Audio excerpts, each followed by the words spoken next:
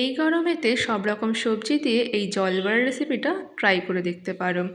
কোনো রকম মশলা ছাড়াই আজকের রেসিপিটা খুবই হালকা, তাই গরমের দিনে খুবই স্বাস্থ্যকর। তবে এই রেসিপিটা ঠিক কিভাবে করলে সুস্বাদু হতে পারে সেটাই তোমাদের সাথে শেয়ার করে নেব। রাধে রাধে বন্ধুরা, তোমরা দেখছো শ্রী রাধারানীর ভোজনালয় চ্যানেল। প্রথমে এখানেতে মটর ডাল 4 ঘন্টা মতন ভিজিয়ে রেখেছিলাম। ভালো করে ভিজিয়ে নিয়ে ডালটাকে বেটে নেব। ডালের মধ্যে দিয়ে দিচ্ছি কাঁচা লঙ্কা আর লবণ। 2 থেকে 3টে কাঁচা লঙ্কা দিয়ে ডালটা বেটে নিলে ডালের মধ্যে ঝাল আর লবণের স্বাদটা ঠিকঠাক হয়। তাই ডালের মধ্যে লবণ আর কাঁচা লঙ্কাটা দিয়ে বেটে নিতে হবে। ডালটাকে একদম স্মুথ করে বেটে নেব আর একদম ঘন করে পেস্ট করতে হবে। ডাল 4 ঘন্টা মতন ভিজিয়ে রেখে বাটলে ডালের মধ্যে কোনো রকম জল লাগে না বাটার সময়, আর ঠিকঠাক বাটাটা হয়। এরপর কিছু সবজি নিয়েছি, পটল, পেঁপে, আলু, কাঁকরোল, ঝিঙে, ডাঁটা, বেগুন। তোমরা তোমাদের ইচ্ছা মতন যে কোনো সবজি দিতে পারো। কুমড়ো দেওয়া যেতে পারে, রাঙালু দেওয়া যেতে পারে, যে কোনো সবজি দিয়েই এই জলবড়া রেসিপিটা করে দেখতে পারো। প্রথমে সর্ষের তেলের মধ্যে আলু, পটল আর কাঁকরোলটা 5 মিনিট মতন একদম লো টু মিডিয়াম আঁচে একটু নেড়ে চেড়ে নেব। কারণ পটল আর কাঁকরোলের মধ্যে যে কাঁচা গন্ধটা থাকে সেটা একটু ভেজে নিলে গন্ধটা অনেকাংশেই চলে যায়। তাই 5 মিনিট মতন এই সবজিটা একটু ভেজে নেব। আর সব সবজিই একটু কম বেশি করে বানিয়ে নিয়েছি। আর সাথে দেব সর্ষে বাটা। তাই এখানে 1/2 চামচ সাদা সর্ষে আর 1/2 চামচ কালো সর্ষে নিয়েছি আর বেটে নেব। এরপর এই সবজিটা দেখো 5 মিনিট মতো নেড়েচেড়ে একটু লালচে লালচে করে ভেজে নিয়েছি, আর সবজির মধ্যে থাকা কাঁচা গন্ধটা একদম চলে যায়। এরপরে দিয়ে দিচ্ছি বাকি সবজিগুলো দিয়েও 2 থেকে 3 মিনিট ভালো করে নেড়েচেড়ে নেব।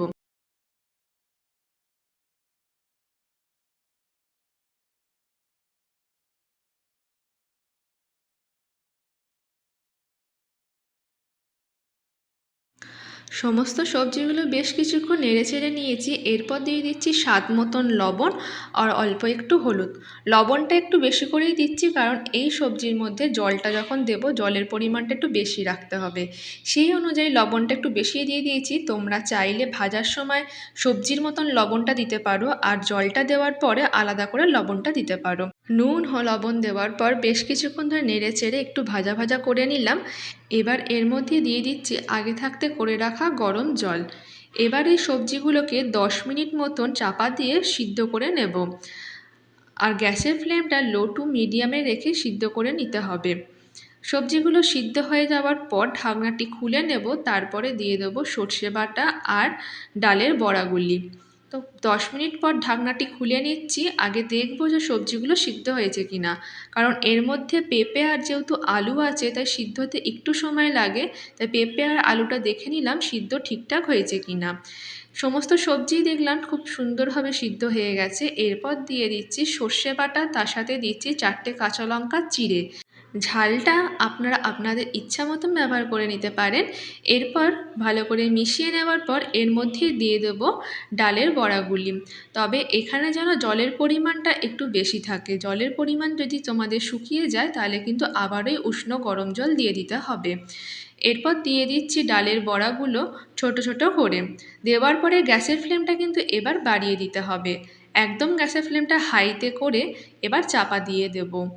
আর 5 মিনিট হতে দেব, তাহলেই কিন্তু এই সবজির জলবড়া রেসিপিটা একদম রেডি হয়ে যাবে।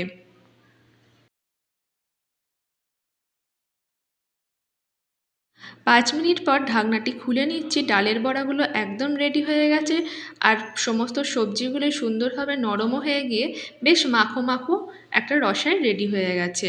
এবার নামিয়ে নেব। আর নামিয়ে নেওয়ার পর এর মধ্যে দিয়ে দেবো ফোড়ন।